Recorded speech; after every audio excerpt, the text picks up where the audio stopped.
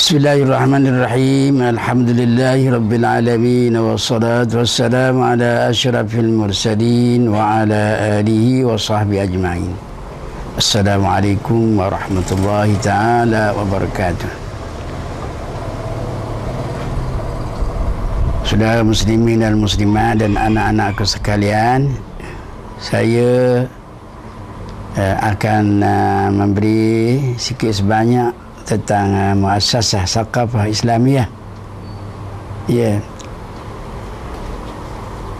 Pondok muassasah Saqafah Islamiyah ini adalah sebagai satu pondok, pada mulanya sebagai pondok biasa, tapi matlamatnya sudah ada dalam kepala saya. Itulah pondok yang termoden, yang pengisiannya yang begitu besar, walaupun di sisi orang ramainya tidaklah sebagai badan berkanun dan sebagainya, itu tidak tahu, mereka tak tahu.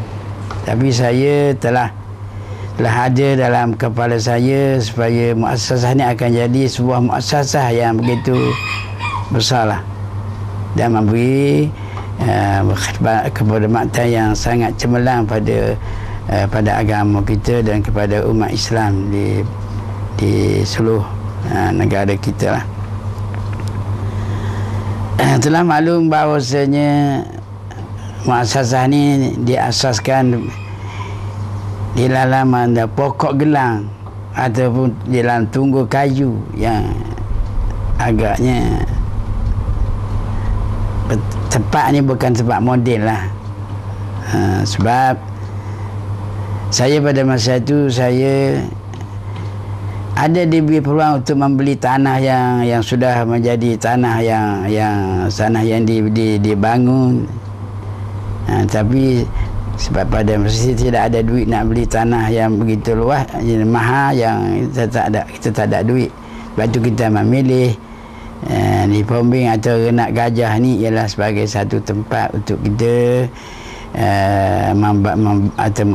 kita asaskan pondok kita dengan tidak menyusahkan orang ramai, kerana kita agaknya tanah tu yang tidak menjadi harga sangatlah. Sebab tu saya pilih pondok Pombing ini, itulah di Mangga Renak ini, ya, Renak Gajah ni. Ramai orang kita kata pasal kenapa kita nak buat di sini, tempat-tempat yang maju ada. Saya tidak berdasar kepada yang tu. Saya berdasar pada kalaulah Tuhan nak memajukan sekolah kita, bagaimana kita boleh, walau bagaimana pun kita boleh memajukan. Kita tengoklah di Mekah dulu pun padang pasir, tapi sudah menjadi tempat yang termasyhur sekali di orang Islam. Jadi oleh itu saya berusaha dengan bermulanya pelajarnya ada lebih kurang 40 orang pada tahun pertama, 40 orang. Itu pun duduk di bangsa saja, bukan asrama benadak, di bangsa. Atap pokok tal. Ya. Jadi di bilik yang kita buat kenduri itu, kita letakkan pelajar kita di situ. Alhamdulillah. Jadi daripada 40 orang ni mereka belajar, dan mereka ada yang sudah pandai tempat lain, mereka belajar kat saya sini. Jadi mereka juga boleh membimbing adik-adik mereka.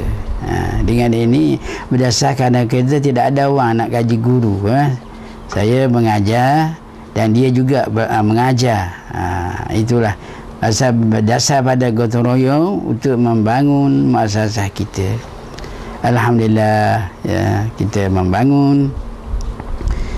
Dari setahun ke setahun kita telah maju ke depan.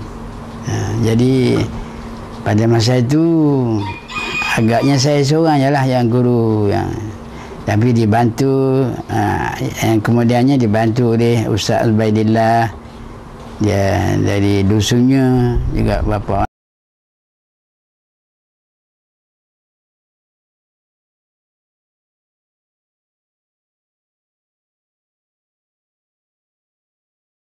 sebenarnya, iaitulah pada awal pada orang Bama Allah yarham, dan Haji Mukhtar, Haji apa ni, Hanafiah sudah kembali pada rahmatillah, dan beberapa orang lagi yang membantu saya, ya. Oleh itu kita dapat menjalankan muassasah dengan sempurnalah. Pada tahun kemudiannya kita mula-mula kita tempat solah kita, tempat dia pokok kayu saja, di bangsa kita membina bangsa untuk bersembahyang. Walau bagaimanapun segi amalannya tidak ketinggalan. Yang kita naknya kita bersembahyang waktu 5 waktu, walaupun bangunannya tidak molek, tidak bagus, tapi kita bersembahyang. Dengan ini kita dapat, akhirnya kita dapat membangun sebuah masjid yang lama itu yang ada sekarang ni. Itulah kita ada segi pembangunan masjid, juga sekolah. Kita sekolah pun sekolah bangunan sementara je. Lepas tu barulah kita membangun sekolah perempuan, lepas tu sekolah lelaki. Begitulah yang kita tengok. Jadi yang ada tu ada ditambah lah. Sekarang sudah ditambah beberapa sekolah, ya. Jadi masa kita belajar dulu, kita tumpu pada bahasa Arab. Bahasa Thai ni tidaklah mula-mula tidak kita. Dan alhamdulillah pada masa tu kita tumpu bahasa Arab, pelajar kita dapat pergi ke Madinah, sambung pelajar ke Madinah. Yang mula-mula iaitulah sekali Ustaz Abdul Rahman Lidung, Ustaz Abdul Baidillah dan Ustaz Muhammad Tok Bala tu, dia daripada awal-awal lah orang yang mendapat pelajaran daripada Jamiah Islamiyah Al-Madinah. Lepas tu tahun seterusnya baik ikutlah macam mudi sekarang juga dia dapat belajar di Madinah daripada usaha kita supaya mereka mendalami bahasa Arab. Sudah itu